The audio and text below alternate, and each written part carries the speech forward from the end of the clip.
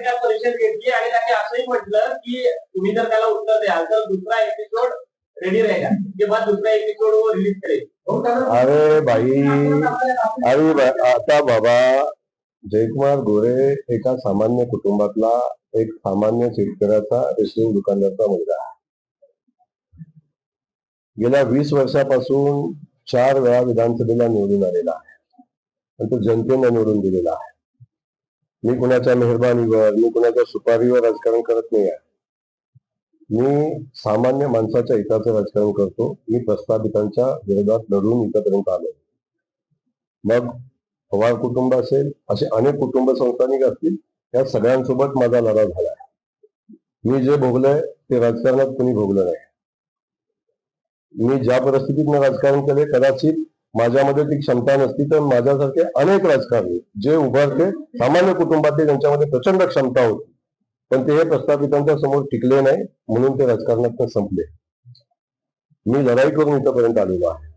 माझ्यावर 1 नाही, 2 नाही, 3 नाही, 18 गुन्हे दाखल झाले. एका निवडणुकी अशी एकही निवडणूक नाही की ज्या निवडणुकीत माझ्यावर गुन्हा दाखल झाला. बाकी सोडाव, मी मंत्री झाल्यावर मला सोडलं नाही. मी मंत्री झाल्यावर पण मला सोडलं नाही. ज्याला कुणी बघितलंच नाही अशा माणसांनी माझ्यावर गुन्हे दाखल केलेले आहे. त्यामुळं या सगळ्या परिस्थितीमध्ये न्यायालय सक्षम आहे.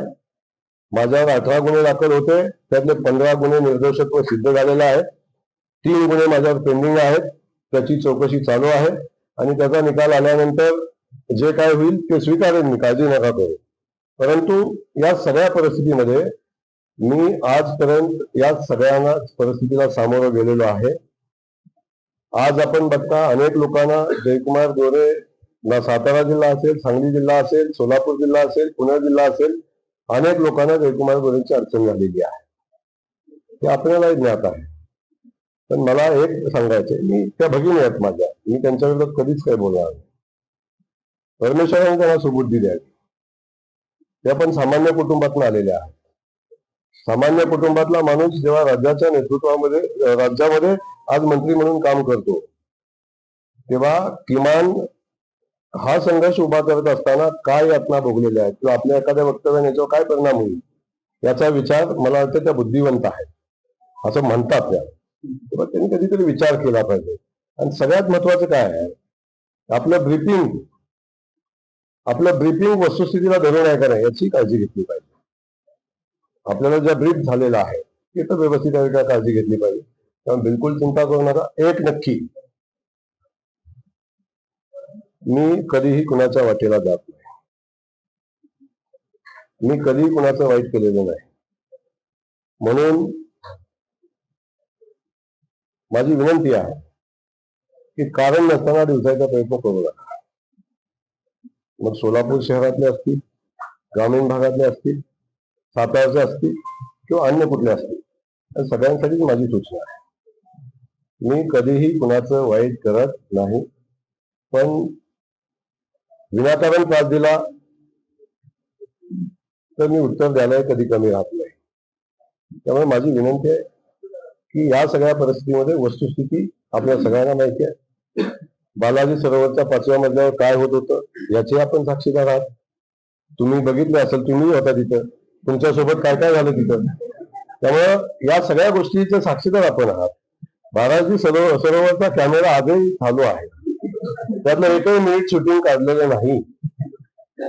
त्यामुळे आपण बालाजी सरोवरच्या 5व्या शूटच्या समोरचं शूटिंग एकदा बघा, आपला वेळ द्या त्यासाठी. आणि त्यात जर आपल्याला काय वाटलं असेल शंकास्पद तर त्याच्यावर काळजी घ्या. अनेक लोकांनी मला अनेक उपमा दिल्या माहिती आहे आपल्याला, पण मला ज्या उपमा दिल्या तसा मी आहे असं त्यांना कसं कळालं.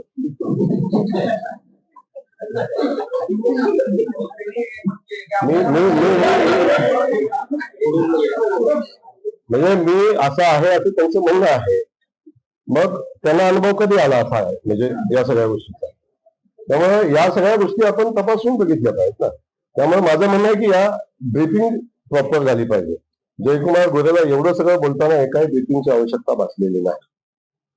कारण मी लोकांच्या सोबत राहतो, लोकांच्या सोबत काम करतो, जनतेचा आवाज घेऊन काम करतो. मी कधी आयुष्यात चुकीचं वागत नाही. त्यामुळे आतापर्यंत एक विषय आहे 20 वर्ष प्रस्थापितांनी मला संपवण्याचा प्रयत्न केला. जयकुमार गोरे थांबला नाही, अन्नाच संपला. देवेंद्रजींच्या सारखं नेतृत्व भारतीय जनता पक्ष आज माझ्या पाठीशी ठामपणे उभा आहे. याला कारण आहे की जयकुमार गोरेने चुकीचं काही केलेलं नाही. त्यामुळं बारामती दमलेली आहे. आणखीन काय आता जास्ती अधिकचं बोलणार नाही, परंतु एवढा सहज नाही की कोणी मोडून टाकावा. त्यामुळं माझी विनंती आहे, झाकली मूठ 1.25 लाखाची आहे. मी चुकेन तिथं नक्की माझ्यावर तुम्ही बोट दाखवा. मी चुकेन तिथं नक्की सांगा. आता तुम्ही सांगताय की ते रेस्ट हाऊस 10 कोटीचं बांधलं का माझं ऑफिस 10 कोटीचं बांधलं. काहीतरी थोडं तारतम्य बोलण्यात असावं की याचं असावं. पाठ 1, 2, 3 असे 10 पाठ मी कधी घेऊन बसले. आता कुठला पाठ काढलाय त्या पाठचा मला फरक पडत नाही. बाकी कोण काय म्हणते याच्यावर अधिकचं बोलणं मला उचित नाही.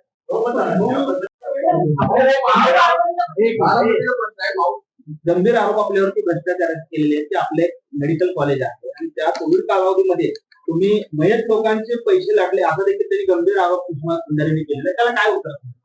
अंधारे ताईंचा मी पुन्हा एकदा सन्मान करतो. ताईंना ब्रीथिंग चुकीचं होते, ताईंनी माहिती घ्यावी. जयकुमार गोरेनं कोविडच्या कालखंडामध्ये एक अर्धा नाही 4,000 कोविडच्या रुग्णांचा उपचार केला आणि त्यांचा जीव वाचवण्याचं काम केलं. इंडिव्हिज्युअल मी माझ्या अकाउंट मधनं मी कर्ज काढून 3.5 कोटी रुपये मी कोविडच्या उपचारासाठी मी स्वतः खर्च केलेला आहे. याचं रेकॉर्ड आहे. याच्यामध्ये त्यांनी जे आरोप केलेले आहेत ते आरोप ज्या लोकांनी माझ्यावर गुन्हा दाखल करण्यासाठी तयार केलेलं फेक रेकॉर्ड आजच सुदैवाने बघा, तुमच्या सुदैवाने आजच त्यांचा सुप्रीम कोर्टाने जामीन फेटाळलेला आहे. त्यावर त्याची वस्तुस्थिती तपासात पुढे आलेली आहे. ते तपास होईल आणि त्याच्यावर चर्चा होईल. पण ज्या लोकांचे प्राण वाचले किंवा माझ्या उपचारानंतरही ज्या लोकांनी त्याचे प्राण गेले ते सगळेजण हे बघतायत आणि लोक त्याचं उत्तर आहेत. आपण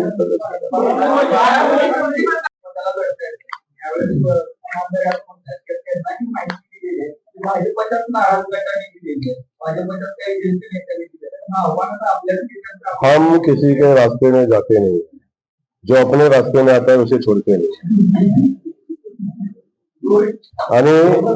आणि ब्रीफिंग कुठून झालंय याचं ब्रीफिंग मला झालेलं आहे. त्यामुळे आपण काळजी करू नका. एक विषय आहे की माझ्यावर केस घेतली. माझी कृपा करून माझी तुम्हाला विनंती आहे, अंधारेच्या असतील किंवा संजय राऊतजी असतील, तो त्यांचा प्रश्न आहे. मी त्याला उत्तर दिलेलं नाही. तुम्ही मला प्रश्न विचारला म्हणून मी सांगितलं. मला नाही वाटत की ते प्रश्न त्यांना उद्देशून किंवा त्यांच्या ह्याच्यात विषय होता. मला त्याशी काही देणं घेणं नाही. काही त्यांचे उद्दिष्ट आहेत, त्या उद्दिष्टाला माझ्या शुभेच्छा आहेत. राऊत साहेबांचं जे उद्दिष्ट आहे त्यांनाही माझ्या शुभेच्छा आहेत.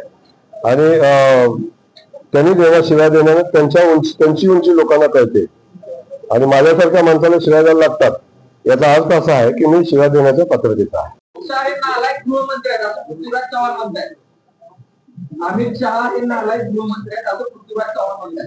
आता पृथ्वीराज चव्हाण साहेबांसारख्या ज्येष्ठ माणसानं काय बोलावं हा त्यांचा विषय आहे. पण तो प्रश्न त्यांचा नाही, प्रश्न त्यांच्या वयाचा आहे. आता अशा वयात अशी वक्तव्य होत असतात त्याकडे फार गांभीर्यानं बघू नये.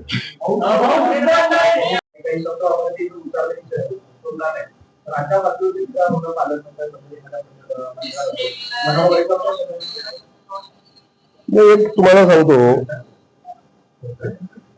मनाला वाईट वाटण्याच्या पुढे गेलेला आहे.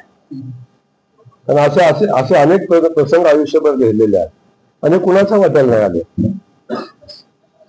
मी कुणाशीच तुलना करणार नाही. मी त्यांच्या पासांगालाही पुरत नाही.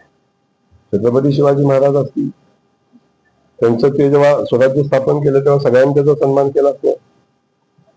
महात्मा फुले होते, त्यांना त्या दगड विटा शेण वाळू सगळंच त्यांना खायला लागले. सावित्रीबाईंनी चांगलं काम करायचा प्रयत्न केला, त्यांच्यावर कशा पद्धतीचे हल्ले झाले आपण बघितलं.